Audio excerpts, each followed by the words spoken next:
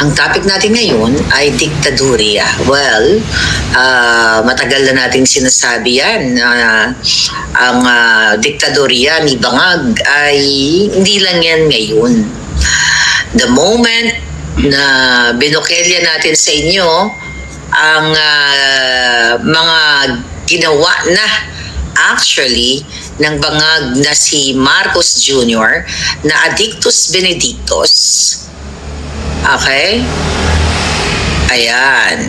Na Addictus Benedictus, matagal na pong may diktadurya. Red na red po ang lipstick, sabi ni Peach. Ay, syempre, war ngayon. Araw na ito, war na war. Anyway. So kahapon, actually nanood ako ng indignation rally sa Cebu, like campaign rally, kung saan talaga naman ang rockstar na Pangulong Duterte ay walang kakupas-kupas. Right, Zoro? So, kaya naman ang mga Bangag ay umiikot ang tumbong. Doon sa sa Cebu na kung saan itinaas ni Pangulong Duterte ang mga kamay ng mga kandidato na gusto niyang ipakilala sa inyo. Siyempre, nauna na dyan ang mga national candidates katulad nila Attorney Vic Rodriguez, Congressman Marcoleta, and Jimmy Bondoc, at the rest of the PTP Lapans. So yan ay itinaas niya at doon sa kaniyang napakahaba at masayang mga komentaryo, talaga namang impromptu, walang script, ay sinabi ng Pangulong Duterte na ang Bangag ay, ang exact word niya, Marcos Jr. is veering towards dictatorship. Actually, hindi yan ngayong moment, ngayong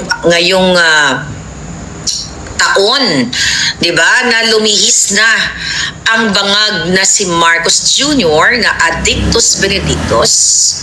Okay, kung hindi nyo pa alam kung anong Addictus Benedictus, JODIC certified sumisinghot ng ipinagbabawal na gamot o na pulbura o kung ano man yung buwaka ng inang yan. 2002 pa lang, nung nakita ko na ang kademonyuhan ng mga buwaka ng Genemes, doon pa lang pinagpatuloy na ni Bangag Jr. at ni Lisa Tanas ang diktadurya. Noon pa lang, bingid sa kaalaman ninyo, noong 2022, bago pa umupo si Bangag, si Lisa Tanas at si Bangag Jr. ay nakikipagsabuatan na sa kanilang mga business partners katulad ni Francis Lloyd Tichua kung paano mangidnap ng mga kabataang walang kamuwang-muwang. Okay? Kaya naman, sa panahong ngayon, 2025, kaliwat kanan na yung mga batang nawawala at kinikidnap. Recently, ayan, nagba-viral ang post natin sa Buljakan sa ating Facebook. I hope naka-follow na kayo lahat sa ating mga Facebook page. Dahil alam nyo naman pinupunterya tayo ng mga buwaka ng Genemes. Okay. So, mukhang pumapali ang boses natin ngayon Okay. So ngayon mga palangga, may na-forward sa atin na information coming from the mga matitipuno. Okay, na mga matitipuno na hanggang ngayon is masupot pa rin. Pinost natin to na merong kinidnap na 14 na taong gulang na bata na nag-aaral sa British School of Manila o sa International School na kung saan dinukot siya para manghingi ng ransom sa kanyang pamilya. Now, $20 million. Not pesos, kundi $20 million. Well, basahin ko lang sa hindi pa nakatalupangod. Okay, itong letter na ito ay galing hindi kasi ito na, although may binalita ang bilyonaryo about it, pero hindi kompletos rekados ang balita. At I don't know kung ang mga buwaka ng inang mga Jejimon, namimiss niyo ba yung mga buwaka ng Genemes na mga jutang di ba? Ay hindi naman inulat ng tama. So ito ang message actually ng head of school. Sabi niya dito, "Dear BSM families, British School of Manila, letter to all parents and of course students." Sabi dito, "I unfortunately need to make you aware of an ongoing situation affecting a family in our school community. One of the senior school students was reported and is still missing after leaving school with their driver after school yesterday." Alright, this was February 2021 dated yata ito. Wait, kasi 2020 nangyari. Okay, we are working closely with the family and authorities to support the investigation. At this time, we do not have further details to share and kindly ask that you avoid speculations and respect the privacy of the family during this difficult time. We understand that this news will be unsettling. Our counseling team has been available to support students as required. Today, we have link guidance here, may link na pinorward, that parents may wish to utilize at home if needed over the half-term break. Break na pala ng mga bagets. We will continue to keep you informed as appropriate. Thank you for your support. Then, nagkaroon ng update. Alright. Forward messages. Ang sabi dito, ang sumulat dito ay si Martin van der Linde, whatever anong pronunciation ng kanyang pangalan. Okay, forward message. Kidnapped student accordingly was a certain Andy 1. Okay, Andy, ANDYWAN, 14 years from McKinley East PGC. Alam mo sa McKinley, diyan may biniling may pinatayong bahay ang mga kawatan dyan. Remember that, yung mga expose natin, less than 2 years o wala pang 2 taon, yung mga kawatan na mga appointee ni Bangag ay nakapagpatayo ng bahay dyan. Kasi I believe nasa umaabot ng billion pesos ang halaga ng mga bahay dyan sa McKinley East BGC na yan. Bigla ko lang naalala. Anyway, to continue, he was accordingly kidnapped last Feb 20 and was reported to authorities last Feb 21. The Starex van of the victim was found in Bulacan, slang, with still unverified report that the driver is already dead. Still for confirmation. Ransom being demanded accordingly is $20 million. Among the group being considered possibly behind the kidnapping are crooked narco politicians, military generals, criminal syndicates. Crime is rising under Bangag BBM. Okay, under Bangag. Okay, update. Ito ang mga mensahe ng mga officials ng school and also yung mga yung mga nag-rescue, I believe. Update. Ransom was paid and the boy is back home but with a chopped finger. Okay? So ipapakita natin yung bata na ito actually na pinutol yung kanyang kalaming-ing, yung kanyang pinky. Ayan yung bata. Alright? So ayan yung pinutol yung kanyang kamot. Ang kanang not kamot, yung kalaming-ing, yung pinky or yung ito. Anyway, ito yung bagong Pilipinas that you are enjoying right now. Galing, di ba? So, bakit nangyayari ang mga kidnapping? So, sa panahon ngayon, even before election nangyayari, ang mga nakikidnap, yung mga nadudukot, nawawala na lang, mga batang walang kamuwang-muwang.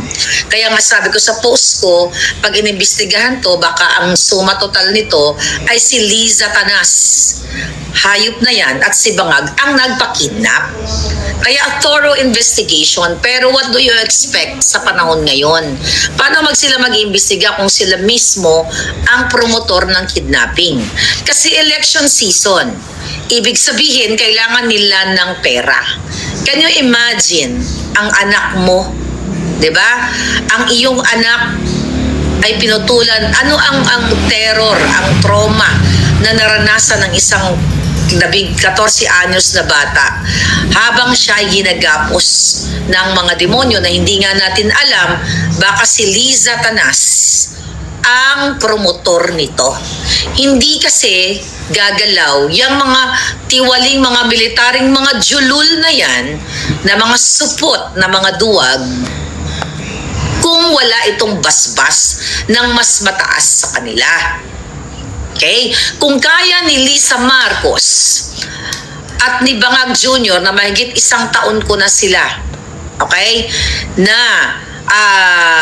in-expose dito na sila ay sangkot, hindi sangkot mismo, hindi ko sila nakusan, mismo na sila ang nag-facilitate ng kidnapping ng 2 anak ni Sheena, yung tinatawag kong distressed mother, how much more kung ito ay $20 million ang involved.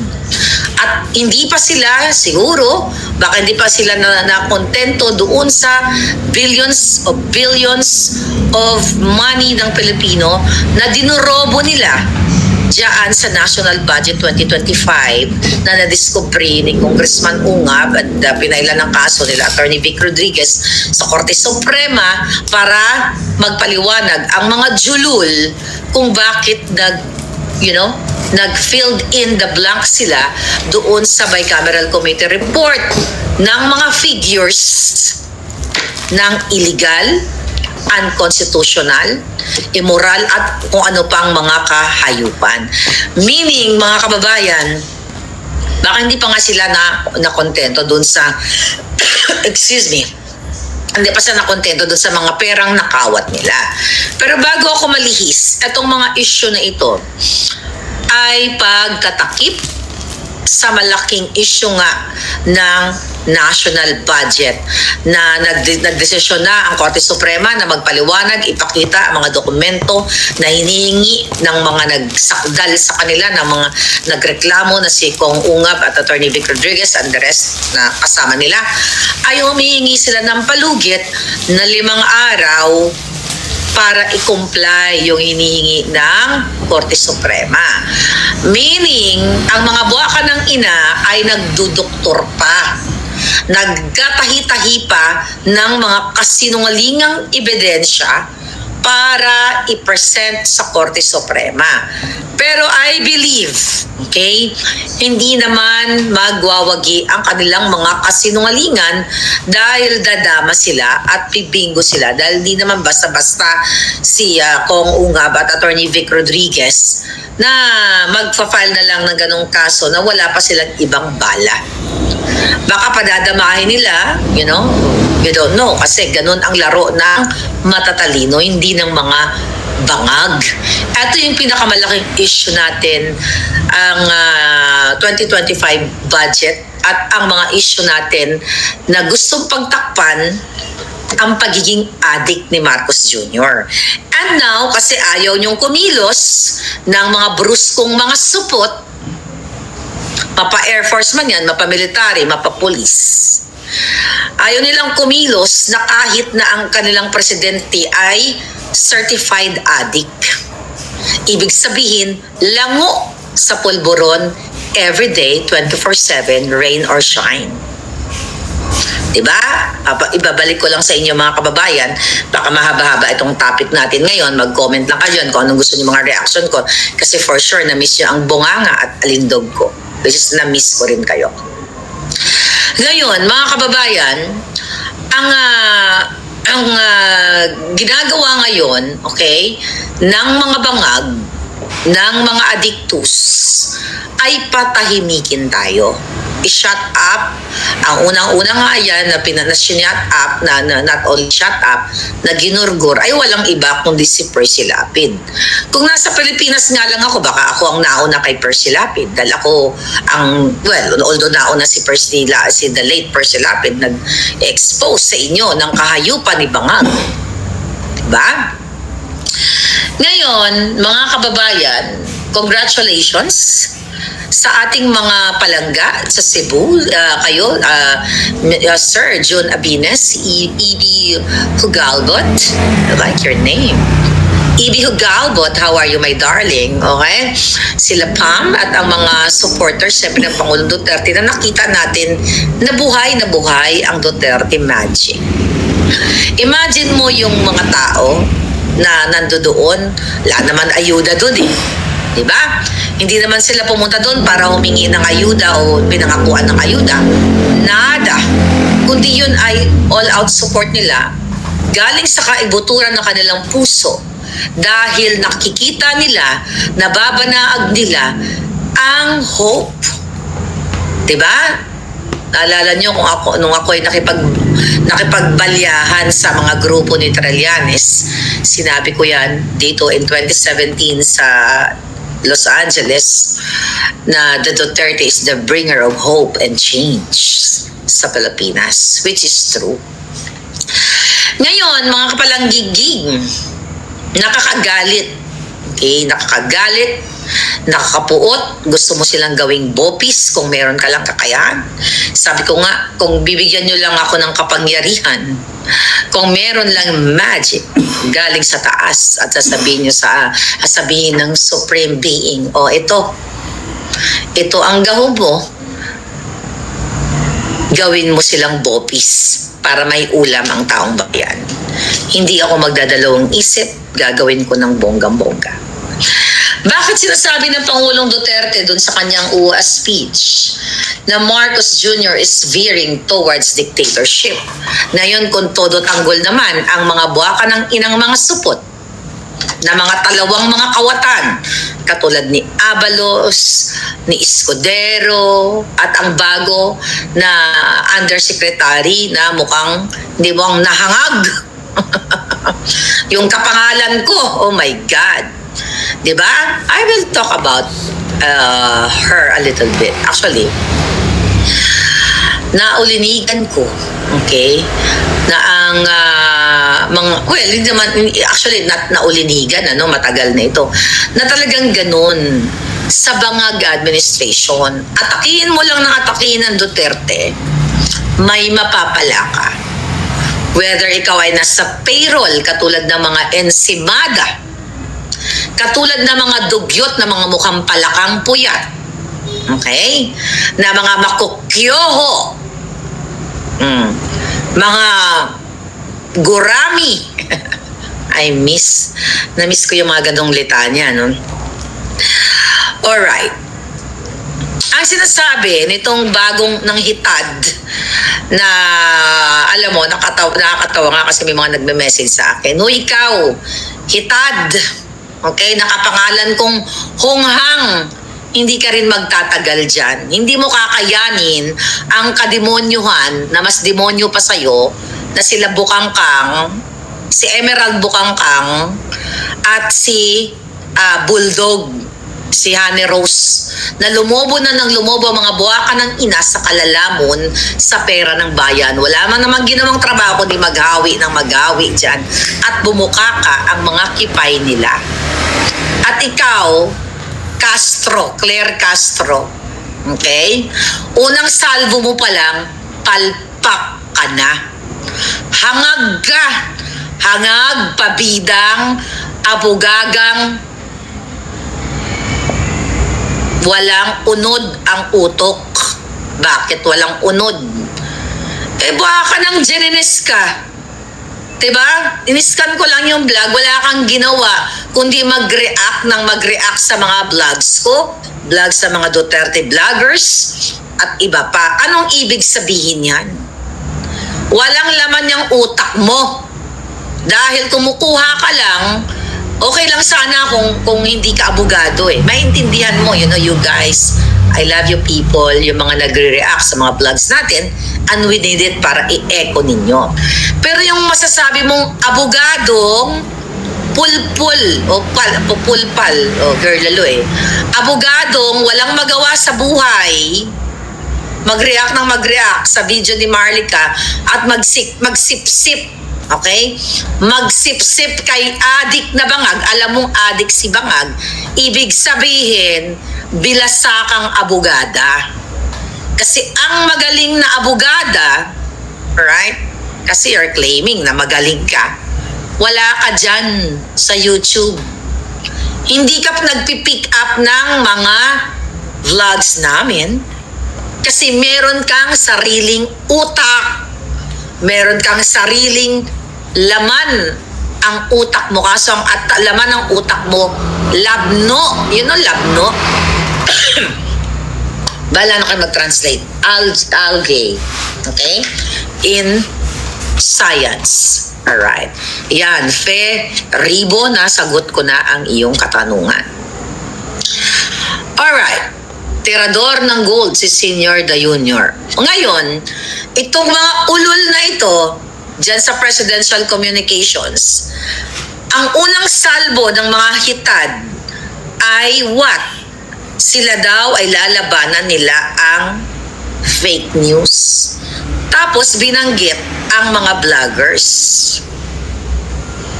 Imagine nyo, unang pasok pa lang nila, ang nasa utak ng mga buwakan ng ina ay ang mga vloggers. We're very special. Mga DDS vloggers, okay? Ang mga bugok sa Kongreso, sa Senado, ang nilalaman ng utak nila ay mga vloggers like me. Anong ibig sabihin yan, mga palangga? Ang ibig sabihin, natotorete at umiikot ang tumbong nila sa power ng ating ngangabels. Bakit kamo? Sinasabi nung J. Ruiz at yung pamunuan ng presidential communications na yun nga, lalabanan nila ang fake news. Anong kaputang inahan yan? Ang trabaho nyo hindi lumaban sa fake news. Ang trabaho nyong mga ungas kayo, maghatid ng impormasyon sa taong bayan kung ano yung mga nagawa ng adik nyong presidente na si Bongbong Marcos aka Bangag. Yan ang trabaho ninyo, mag-disseminate ng impormasyon ng kanyang mga speech,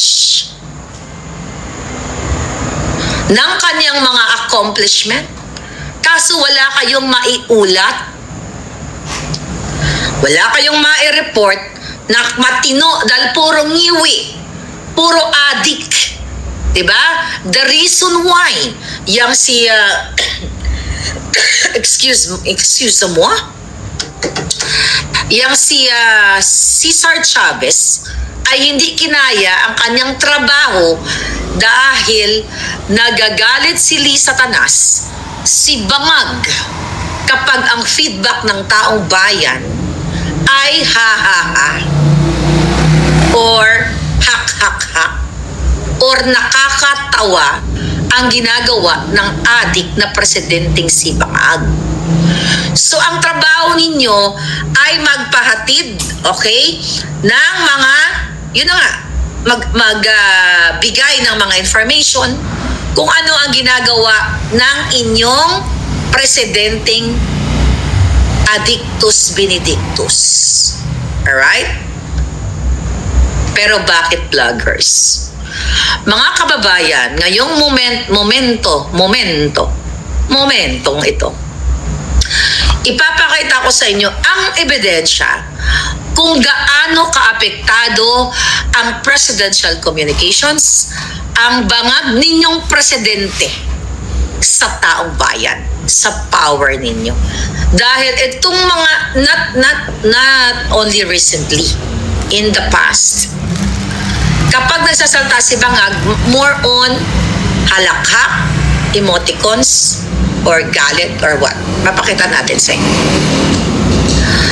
Ito ang, ayan, si Bangag, si Lisa Tanas yan. Okay, tignan natin to. Papakita natin to, ang ebidensya ng kababoy, ng kaduwagan ni Bangag. Is this Bangag o Lisa Tanas? Okay, like this post. Nakikita niyo ba mga palanggingging na minamahal ko? Alright. Katulad na itong post ni Bangag Jr. 2 hours ago. As the Philippines and Palau, wag natin basahin yung kaputang inanghang niya. Right? Mga seremonyas yan, mga pakitang tao lang. Kung mapapansin ninyo, ayan, may ha-ha-ha, Marami na namang ha, like and love. Pindutin natin. Pag pinindot mo yung ha, walang numbers of ha, walang figures. Pag pinindot mo yung like, wala rin.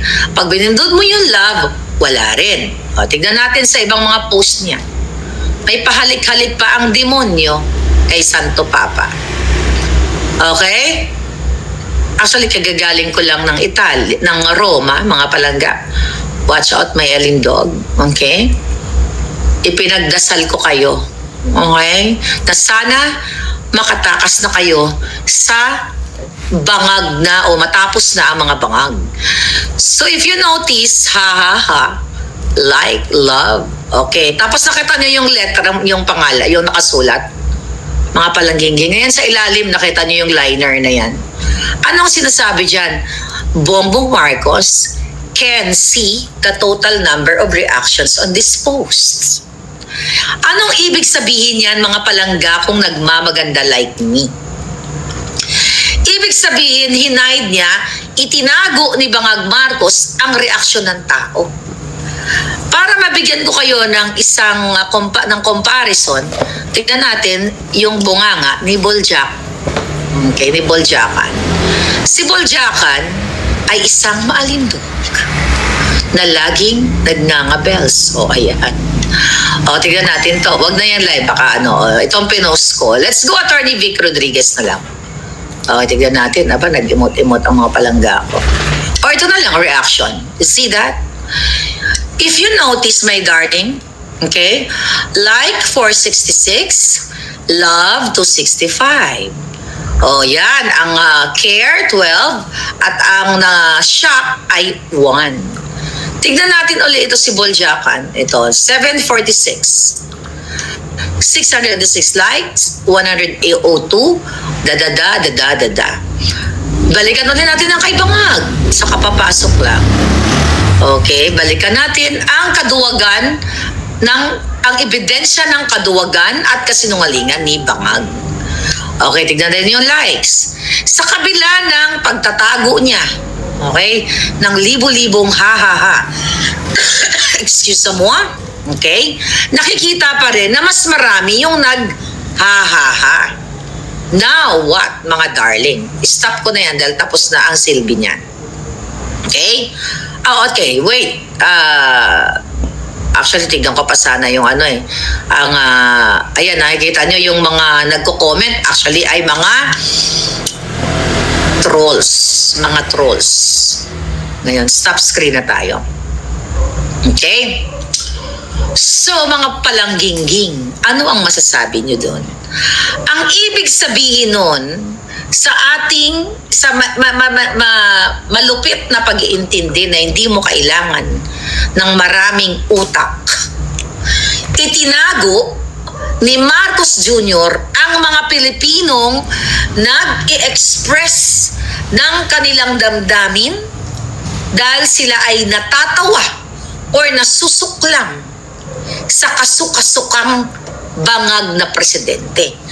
Ang ibig sabihin yan, kung yan ay mga tao na kunwari tayo ay nakahilera sa isang plaza, ginurgur na tayo. Hindi ipinakita ang ating bilang kasi malalaman ng kasambayan ng majority na maraming nasusuklam at natatawa. Hindi po tayo bagong-bago sa social media. We know kung kailan hina-hide ang mga comments, kung kailan kung kailan ito kinokontrol. Sa atin, okay? Sa ating Facebook page, open lahat yan pati sa mga bangag. Pero kapag ito ay trolls na mga binabayaran ng bangag na administrasyon, i-block nyo yan kasi nakaka-apekto sa engagement. Pero kay Marcos Jr., kitang-kita mo ang kaduwagan ng kaputan ng buwaka ng inang adik. Mamamatay ka na sa sobrang pag-a-addictus mo. Tandaan mo yan. Hindi ka na abutin, hindi ka na sisikatan ng araw. Sino ang diktador? Nung panahon ni Duterte, lahat ng bunganga nagkuda. Okay? Sa panahon ni Bangag, anong ginagawa sa amin, sa akin, sa mga kapwa ko vloggers dyan sa Pilipinas? Ini-intimidate, kinakasuhan, sini-search warrant, okay, nagbibigay ng, naghahain ng search warrant na illegal, katulad ng ginagawa o ginawa ni Torre dito kay June Abines. Na recently, nagpakita, I think, tignan natin, si June, ang ating kapwa kritiko, okay, ng update sa kanyang camera, alright, dahil yung pag-raid sa kanyang bahay, na yung mga pulis, okay, na yung mga pulis, mga kababayan, na nag-raid, na inutusan ni Torre ay mga naka-civilian. Walang proper na uniform and everything. Ano ibig sabihin yan? Okay? Tignan natin. Alright. Ito pa naman sinabi ng mga buhaka ng inang to. Okay. Ngayon, mga kapalangga. Okay. Tignan natin si Ernest. Okay. Popular si Ernest Abines. Okay. Ngayon, mga kababayan, okay, dahil nga nung nakaraang araw ay pinalusob ni Toring putang inang yan ang kanyang bahay na pinagbibintangan siya na siya daw ay himasok, okay, sa mga sensitive files ng PNP. Alright? Tignan natin to. Actually, nagsimula ito sa post, okay, na nagtanong lamang si June Abines nang isinugod daw ba sa ospital si Torre. Ano kaya ang sakit niya? Mukhang malala. Padalan kaya siya ng bulaklak ng Malacanang? O baka KOJC pa mauna mag-pray para sa kanya at magpadala ng bulaklak? Ang buhay ay parang gulong. Minsan nasa itaas tayo, minsan nasa ibaba. Kaya mas okay magpakumbaba at rumispeto sa kapwa. Diba, General Torre? Dito po nagsimula. And if you notice, yan ang post ni June Abines last year. At nakikita niyo ba yung question mark? Ibig sabihin, hindi kinumpirma ni June Abines na isinugod sa ospital ang uling na ito. Uling na demonyo. Nasunog sa impyerno, pinababa ni Satanas diyan sa mahal niyong Pilipinas para guluhin ang buhay niyo. Alright? Ang post ni June Abines ay hindi po confirmation na nasa ospital siya. Kaya nga may question mark. He is smart enough para gamitin yung question mark na yon. Kasi hindi niya kumpirmado. Kaya nga ang question niya, ano kaya ang sakit niya? Mukhang malala. Sinabi niyang mukhang malala based doon sa picture na nakita niya. At yun ay opinion niya. Yun yung pakiwari niya, pakiramdam niya. Pag sinabi ko na ikaw, to nagtawa-tawa si Palangga. Okay? Si Jingsky. Kung nakita ka ta Jingsky, ang sinasabihin ko sa pakiwari ko, ikaw ay maalindog at kasing ganda ko. Yan ay kalayaan ko. Dahil nakikita yan ng mata ko, yun ang pakiramdam ko.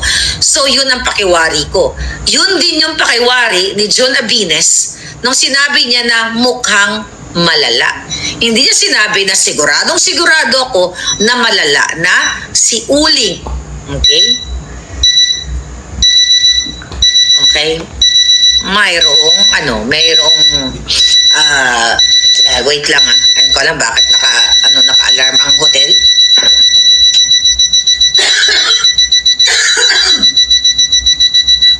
Okay, stop it. Disturbance ka masyado. Okay? Masyadong naiistorbo ang alindog ko, ha? Yan, pinatigil na natin. So mga kababayan, and now, balikan na natin yung paglusob sa kanyang bahay. Okay?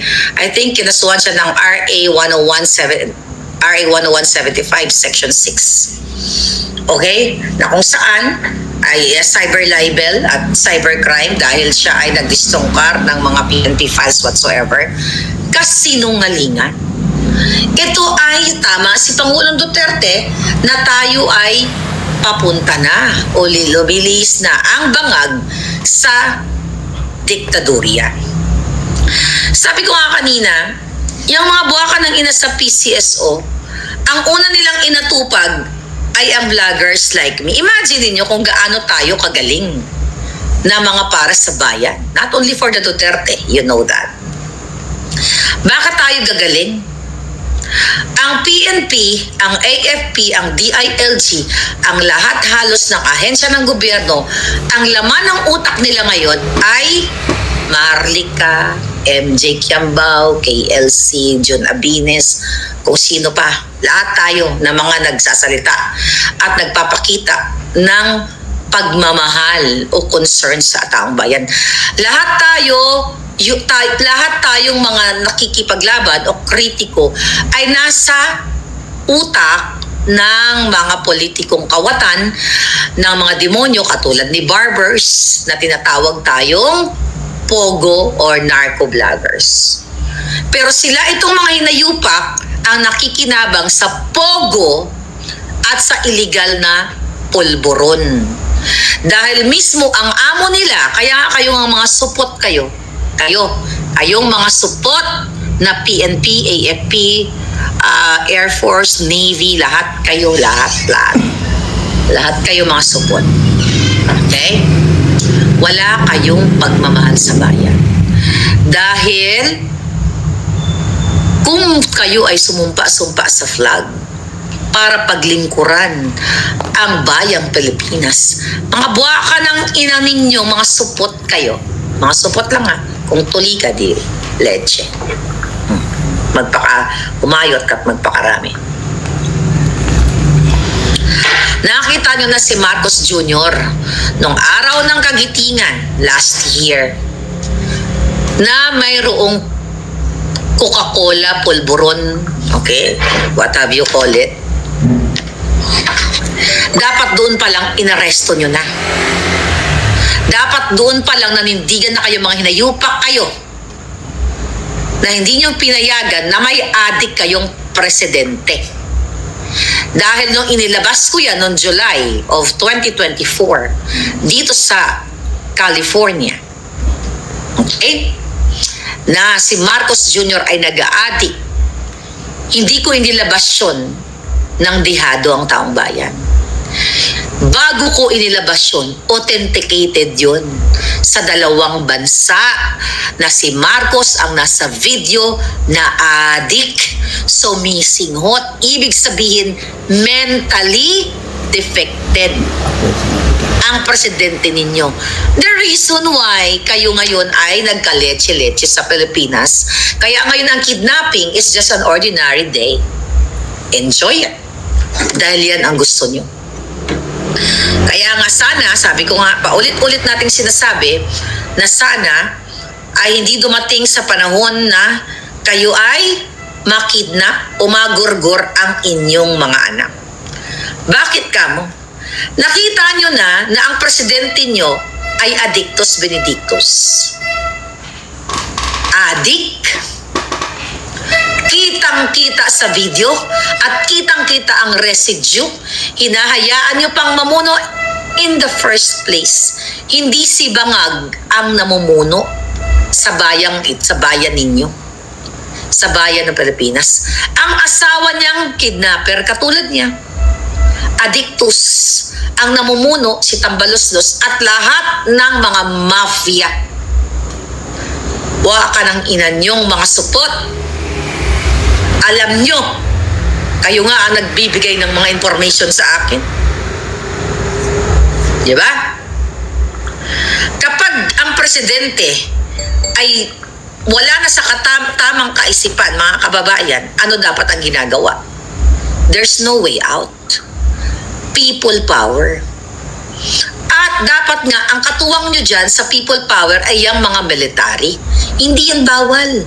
Nasa constitution yan. As long as you are peaceful na mag-gather ng inyong mga boses para tapusin ang isang addict, mentally ill, mentally incapacitated, drogista na si Marcos Jr. kasama ng kanyang asawang kawatan, sindikato, kidnapper. Inuulit-ulit ko bakit kamo. Dahil kung matatapang ang mga yan, kung nasa tama sila, matagal na akong kinasuhan sa sinasabi kong nangidnap si Lisa Marcos ng 2 bata. Abang-abangan nyo lang yung interview ko with Sheena, the distressed mother. Siya ang magsasabi sa inyo kung paano naging kasabwat ng kanyang ex, si Lisa Tanas, noon-noon pa sa mga illegal na negosyo at kontrata sa gobyerno, yung putang waka ng inang hinayupak na yan. Hindi pa pumantay ang kanyang mga paa. Kaya kayo dyan, okay, sa Pilipinas, actually, although you guys are busy sa election, at ganun naman talaga, kailangan natin maging multitasker. Ngayon, yung election na yan, dadayain na naman yan ni Lisa Tanas. Diba? Tignan mo ngayon, may mga kidnapping. Oh, diba? Ang sabi nga doon sa message na binasa natin kanina, mga tiwaling mga politiko, mga military. Ang kalaban ng Pilipinas ay hindi dayuhan. Kaya itigil nyo yung kadyutahan, yung mga buwaka ng ina kayo na sinasabi nyo na ang PDP laban at ang mga Duterte senatoriables ay mga Chinese, pro-China or Team China. Mga ulul. Mga julul. Ang Team China ay si Lisa Tanas. Team Illegal Chinese. I'm referring to the illegal Chinese, illegal manufacturer ng pulburon, ng nagsasmuggle. Katulad na lamang ni Michael Ma. Si Michael Ma ay isang Chino na inappoint ni Bangag. Kalimutan niyo na ba tong taong ito? Tiga natin. Nakalimutan nyo na ba yan? Ayan. Nakalimutan nyo na eh. Diba? Kailan nyo mag-review. Si Michael Ma ay isang Chino na ginawang, ito, pakita natin sa kabila, na hanggang ngayon hindi yan sinasagot ni Bangag. Siya isang inchik na kasabwat ni Lisa Tanas at ni Bangag sa kanilang mga smuggling business. Ulitin natin, balikan natin, noong January 2023, nagkaroon ng hearing dyan sa mga julul na mga kongresista sa mababang kapulungan patungkol sa smuggling na kinasangkutan ni Michael Mang Inchik. Ano ang ginawa? Kinansel ni Bangag, ni Tambaloslos, then Zubiri. Okay? Ang hearing. Nagkaroon ng hearing after nagkaroon sila ng legislative agenda. Remember, mag-review kayo. Dapat mag-exam kayo. Naalala nyo to? This is the legislative agenda. Remember that video? Remember that? Yan yung picture, okay, na nakipag-meeting si Bangag dyan sa mga ulupong na yan noong kasagsagan ng hearing ni Michael Mang Inchik na kasabwat ni Lisa Tanas sa smuggling. Diba, inappoint pa niya na special envoy to China without any papers or tuldok. Hanggang ngayon, ang daming offense na dapat si Marcos Jr. ang mawala sa pwesto. Dahil unang-una hindi siya nagpapatakbo ng Pilipinas, dahil wala siyang kakayahan, dahil ang alam lang ni Marcos Jr. ay suminghot, tumira bago sa kanyang mga speech na yan. Kaya naman kung todo ngiwi ang buwaka ng inang adik na yan. Hindi siya nagpapatakbo ng Pilipinas. Yan ang katotohanan. Now,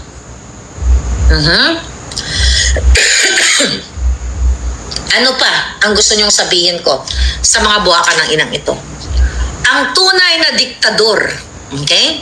Ang sinasabi pala ni Escudero, ito, i-analyze natin itong sinabi ng Hinayupak. Okay. Patungkol nga sa pagsabi ni Pangulong Duterte na papunta na tayo sa diktadurya. Di papunta nasa diktadurya na actually. Ang sabi ni Escudero, kamusta naman ang kilay mo? Kailangan mo na magpa-retouch. Ang kilay mo, gastos ng taong bayang, hindot. Sabi ni Escudero, I do not agree and do not subscribe to his accusation at all. I have known the president for over a decade and have had the privilege of working closely with him for nearly a year now. Talaga? Isang dekada na kayo? Tanong natin kay Cathy Binag. Magkaklase ba kayo ni Bangag sa Singhoters class? Okay, tuloy natin. Sabi niya, I can say with certainty that I do not subscribe to former President Rodrigo Duterte's statement because I simply do not see it and cannot infer nor believe it from President Bongbong Marcos' attitude, outlook, and work ethic. Julul. Si Bangag Jr. ay sinungaling. Kunyari, bait-baitan. Kaya mapupunta yan sa langit-langitan, mapunta yan sa impyerno. Ngayon pa lang, kaluluwa niyang itim, sinusunod na. Recently, nung tawag siya, nangampanya si Bangag, kasama yung kanyang mga team, isinusukang mga julul. Imagine mo, sinasabi niya, napanood ko lang sa reel, na si Tolentino daw, yung kanyang kandidato, ang unang rumisponde doon sa Leyte during the Yolanda. Kung di ba naman nuknukan ng sinungaling? Meron pang vlog si Bangag. Ilang beses, pati si Tambaluslos, ilang beses nilang sinasabi at nagpapasalamat sila sa kay Pangulong Duterte, people of Davao, na pinakaunang rumisponde during the during the Yolanda. So, ibig sabihin, si Bangag Jr. ay wala na sa tamang pag-iisip. Sinungaling na, magnanakaw na ang kaputa-putahan niya. Di ba? Kaya dapat yan ay tanggalin na ng mga taong bayan. Hindi po bawal ang mag-gather sa kalsada ng peaceful. Kung ang presidente nyo ay adik at ninanakaw ng pera ninyo at pinapahirapan kayo araw-araw ng buhay ninyo, karapatan ng taong bayan na bawiin sa adik na yan ang mandatong hindi nyo naman actually binigay dahil dinaya nila ang eleksyon. Isa pa yan. Isa pa yan sa expose ni Tony Glenn Chong na ayaw din pag-usapan ng mga julul sa Kongreso. Okay? Kaya talaga ngayon, diktadurya na. Kaya ngayon, mga kababayan, ang ginagawa ng mga buwaka ng ina para makaunta, pagtakpan nila itong mga kababuyan nila, ay patahimikin tayong mga vloggers, sisindakin tayo, mga julul. Hanggang sa huling hininga ko, huling hininga namin. At mauuna kayong malagutan ng hininga. Hindi kami magpapasikil sa inyong mga buwaka ng inan nyo. Ikaw, Lisa Tanas, yang ninanakaw mong pera sa smuggling sa mga sindikato, sa kidnapping mong hinayupak ka. Alam natin hindi mo madadala sa hukay, pero aaratayin ka. Para kang manok na patikipay mo ay uuurin hanggang sa hindi ka na makalakad at gewang-gewang na yung kipay mong punong-puno ng pera ng bayang hinayupak ka. 10 ng pamilya mo, ang mga anak mong Judictus Benedictus. Okay? Magbabayad kayo. Babangon. Parang drama. Babangon ang taong bayan at pananagutin kayo sa lahat. Itaga mo yan sa butod mong tiyan. Ikaw nakatsipanga, nget pa, mukhang uraro, mukhang kulugo. Alam mo, Lisa Tanas, kahit ubusin mo ang pera ng bayan, mukha ka pa ring mabahong bolati sa kanal na busog sa burak. Ano gagawin nyo ngayon? Eleksyon na lang tayo. Huwag kayo pasisigurado. Okay? Dahil dadayain nila ang eleksyon. Kayong mga military, pagod na ako sa inyo. Mga wala kayong bayag. Maawa kayo. Paulit-ulit kong sasabihin. Paulit-ulit ko, nakikinig naman kayo. Wala kayong pagmamahal sa Diyos at bayan. Ang mahal nyo lang, yung pera. Utang ina, adik na yung commander-in-chief nyo. Nakita nyo na, may pulboron, may Coca-Cola sa bunganga, sa nguso, ngiwi, adik kung anong pinagsasabi, wala pa rin kayong ginagawa. Dahil palibasa, yung mga nakakataas ay nakikinabang. Panahon na para utasin nyo ang mga bangag na pumapatay, gumugurgur sa kinabukasan at literal na gumugurgur sa mga Pilipino. Kita ninyo, kung matino yung buka ng inang adiktos na mga yan, magta-3 taon na, ano ba ang nagiging topic? Vloggers, magagawa ng mga programa para to educate o para panagutin daw ang mga vloggers. Bakit nagsispend ng millions of money ang mga tao sa Departamento ng Presidential Communications, sa Kongreso, para panagutin o takutin ang mga vloggers? Meron tayong batas. Putang baka ng kipay ng nanay niyong mga... I cannot change, may bunganga. Kasi mga palangga, kulang pa. Kahit magmura ako ng 6.325 trillion na buwakan ng ina sa mga hayop na yan, kulang pang kabayaran sa araw-araw na pagpapahirap sa inyo. Imagine mo lahat ng mga hayop na yan gumagastos ng milyon-milyon para patahimikin kami mga vloggers. Si Bangag, kailangan pang itago yung mga reactions. Sabi ko nga sa inyo, kung tayo ay nakasa plaza lang, pinaggugurgur na tayong lahat.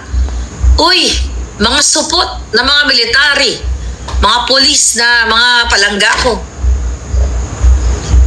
Duwag ba kayo? Tangina, si Lisa Tanas lang at saka si Bangag. Sinusunod yung isang adik. Tapos ngayon may paano kayo, may dissemination information. Putang ina, hindi yung trabaho yan. Ang trabaho inyo, yung huliin nyo yung mga nangingidnap ng bata. Ang trabaho inyo, yung mga adik na nagkakalat sa Luzon, Visayas, Mindanao. At recently, nagsabi ang Pangulong Duterte na bumabalik na nga ang mga adik kahit sa Davao, sa Cebu at sa Manila. Tapos sinagot naman ng isang ungas. Okay? Ng isang ungas na insimada vlogger na inappoint dahil sa kabobohan, dahil mag-atak-atak lang kay Duterte. O ikaw, Claire Castro, hindi ka magtatagal sa mga demonyo. Mas demonyo sila sa'yo. Unless na lang mas demonyo ka sa mga ito. Anong sinasabi mo? Okay, na si Pangulong Duterte daw ay mahilig magtanim ng ebidensya at intriga. Kasi daw, bakit daw? Tinanong kasi siya ang Presidential Communications kung anong masasabi patungkol dito sa sinabi ni Pangulong Duterte na talamak ang mga droga buong Pilipinas. Tapos ang sabi niya, ano yan, yung sa Davao, di ba si Baste ang mayor dyan? Julul. Nakalimutan mo na ba na pinagre-relieve ng buwaka ng inamong among adik ang ilang mga kapulisan ng Davao? So, ibig sabihin, kung yung mga regional directors, yung mga matataas, remember that last year? Ibig sabihin, kahit si Mayor Baste ang mayor, kung ang mga pulis ay itinalaga ni Bangag, katulad ni Torre, kaya nga siya nakapangharas, nakapanggipit sa KOJC. Kung ang ilalagay ni Marcos Jr. ay mga jijimonyo katulad niya, at magbebenta sila ng droga dahil yan ang negosyo ni Bangag. Kasama yan sa mafia business nila. Kaya nga, di ba, yung alitagtag, may narinig na ba kayong follow-up hearing? Wala. Kawawa naman kayo mga kababayan, kaluluoy kayo. Napaus na si lola ninyo pero kayo ngayon, ang mga supot wala pa rin. Sabi ni Den Scorpion, Team Utak versus Team Lusak. Mga lusak ang mga utak na mga yan. Para mga luno, you know luno? Yung alimangong malambot. Okay? Yan ang utak ng mga bangag. Sabi ni Lina Casey, bobo, attorney. Kung matalino kang abogado, bakit ka magsisilbi sa isang adik? Alam mo adik eh. Alam mo may mental may may saltik. Sige nga. May matinubang abogado na alam mo ang boss mo ay addictus benedictus, maraming ginugurgur, maraming ginigipit na mga kritiko, magtatrabaho ka pa. Magtatrabaho ka for the sake of kwarta. Pera. Tignan mo na ngayon pa lang nagkakalat na ang bigatla. Gipos. Okay, gipos gani ang utok. Carlo Miguel. Right? Walang mga prinsipyo. Well, mga kababayan, ano pa ang gusto nyo i-comment ko? Ano pa? Gusto nyo gulitakon ko ang bilat ni Lisa? Kung katabi ko lang yan, na-barbecue ko ng giti niyan. Okay, ano pa mga sinasabi ng mga hunghang? Ayun nga, ang sabi nitong ayun, tinanong siya. Tinanong nga yung bagong dyan sa Presidential Communications that sinabi ni Pangulong Duterte that the Marcos Bangag, veering towards dictatorship. Wala daw ebidensya. Wala daw papakita na nangyayari itong itong dictatorship. Yun na lang ang panggigipit sa amin. Ang pagpa-file ng mga kaso dahil kami ay nagsasabi na si Marcos Jr. ay isang adik. Nakita niyo kung paano nila i-damage control ang video na pinakalat ko. Nakita niyo kung paano nila i-damage control nung nag-testify si J.M. Morales, Agent Morales, na si Marcos Jr. ay isang adik at i-raid dapat nung March of 2012. Yan ba ay hindi ba yan hindi ba yan nagpapakita o indication na ang Marcos Bangag administration ay wala nang ginawa kundi manggipit. Yung ginawa sa KOJC, yung ginagawa kay Inday Sara, yung ginagawa na lang sa mga kritiko, yung pagpapatahimik sa atin, hindi ba yan sinyales ng pagsusuppress, pag-o-oppress sa atin ng mga nakaangaraang rally natin last year na pinaglalagyan nila ng mga trap, inaano nila yung kinakancel nila yung mga permit? Hindi pa ba yan dictatorship? At ikaw, Marcos Jr., putang buwa ka ng inang adiktus ka. Buwa ka ng inang adiktus ka. Matatapos ka rin. Kasama ng asawa mong kidnapper, dalawa kayo, adik, magnanakaw kayo, mahayop kayo. Sabi nga ni Pangulong Duterte, katugal-tagalit Pangulong Duterte gabi, dahil yung gold reserve natin. Hindi nyo maipaliwanag kung saan nyo ginastos. Imagine yung pinapayagan nyo, mga militaring support. Binenta ang property o kayamanan ng taong bayan. Hindi pa nakontento sa budget ng mga ninanakaw nila, pati gold reserve, pera ng PhilHealth, you know that already. Wala pa rin kayong desisyon. Sabi ko nga, wag na kayong, pag nakita ko yung mga bunganga nyo nagsabi-sabi ng proud to be Filipino, stapler ko lahat yan. Okay? Martial law. Pag martial law yan, pattern na sinusundan ng tatay niya, sabi ni Gasnulang. Okay? Gusto nila infinite wealth, sabi ni Vlad Diline. Okay? Sabi ni Cam Nanjon, binanatan ko na si Uling, di ba? Ano pa gusto mo? Gawin kong Bopis, palangga. Si Toring Uling. Melchi Delfino. By the way, gusto ko pala pasalamatan ang isang doktor, si Dr. Frederick. Dr. Frederick, may kwento ako eh.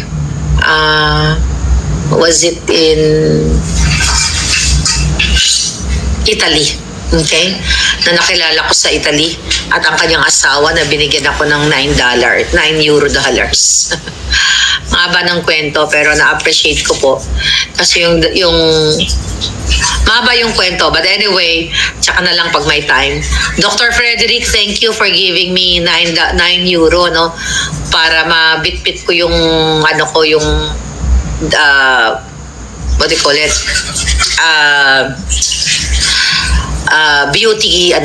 beauty care. Okay, yung beauty care ko dapat kasi may iwan. I have to pay. So wala akong cash during that time na, wala akong wallet actually. Ako lang mag-isa, so binigyan niya ako ng €9. Kaya thank you, Dr. Frederick, if you're watching.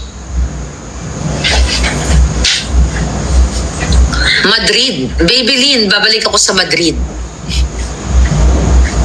Alright? Babalik ako sa Madrid. Ay no, di pala ako nakapunta ng Madrid. Pupuntahan kita dyan. Ngayon pa lang ako boboto. Mga palangga. Okay? May anino.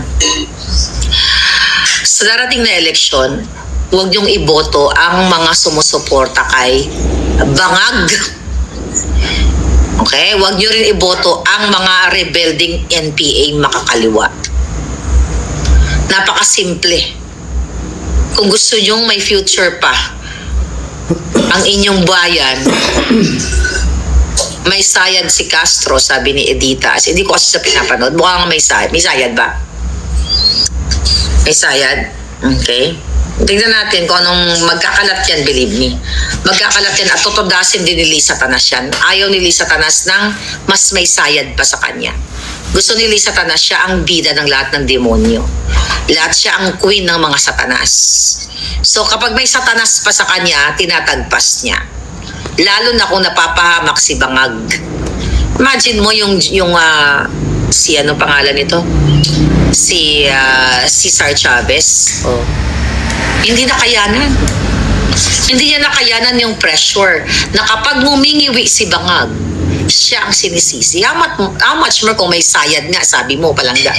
Nag-comment itong isang julol na ito. O hindi naman siya ang undersecretary lang naman siya. Okay? Isa lamang siyang palamuti.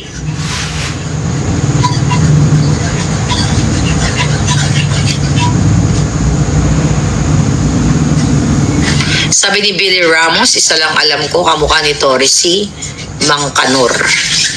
Ano pang hindi ko nasabi? Tignan natin to. Sabi ni Romy Espeleta, Marlica, ang kinakain ng mga bangag sa gobyerno, pera. Kaya sila walang kabusugan. Yes. Stephanie Christy Pareno, thank you. Gusto nila maging milyonaryo katulad ni Lisa Tanas Butod, sabi ni Pascuala Limoto. Kumusta ka na, Palangga? I remember you. Oh, Arium Gold, how are you? Yeah. Nakakalungkot ang Pilipinas. Sana magising ng Pilipino. That's true, Palangga. Kita nyo lang yung kita nyo yung pangalan nito? Ang loto. Ayaw na nila balikan yun, di ba? O maya-maya may nananalo. Ay, ambot sa inyo. Eh, sabi ko sa inyo, kung bigyan na talaga ako ng gahom, bopis na yung lahat ng mga yan.